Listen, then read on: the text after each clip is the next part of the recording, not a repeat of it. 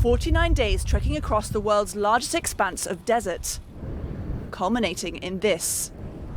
Mark Evans, Mohammed Al-Zajali and Amir Wahabi have walked and ridden camels all the way from Oman to Qatar. They repeated a historic journey completed 85 years ago, when explorers relied on natural water sources and the hospitality of tribes. In many ways, everything's changed, but there's one thing that hasn't changed, which is the incredible hospitality of the people. And that's been the same throughout Oman and Saudi Arabia, and here in Qatar too. The 1,300-kilometre trek took them along much the same route, from Salalah in Oman, through Saudi Arabia to Qatar. A journey made easier these days by satellite navigation. We use GPS at the end of the day, but we use your shadow because we've been walking pretty much due north. So at noon, you know, your shadow's pointing north. At 1 o'clock in the afternoon, it's 15 degrees to the left. So you can use your shadow to navigate.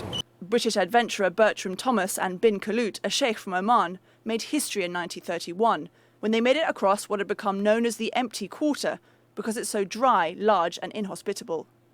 That journey made it onto the front covers of newspapers around the world, a trip that inspired this latest one, which may also get others thinking about what they can do these days. They will be inspired because they will be, maybe some people, they will not believe it, Somebody will cross the biggest desert in the world at these days, because now I cannot do for maybe 2-3 days. The 2016 team was joined for part of the trip by a relative of the original explorer, Sheikh bin Khalid.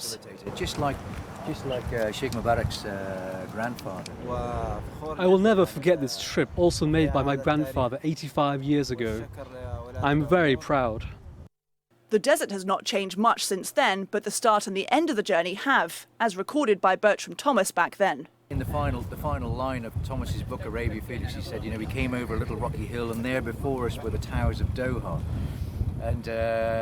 But look at Doha now, it's incredible. In those days, Qatar's capital looked much like this. Well, it's a slightly different scene that greets this team of adventurers 85 years on, but no less of an amazing achievement after a modern-day journey. Caroline Malone, Al Jazeera in Doha.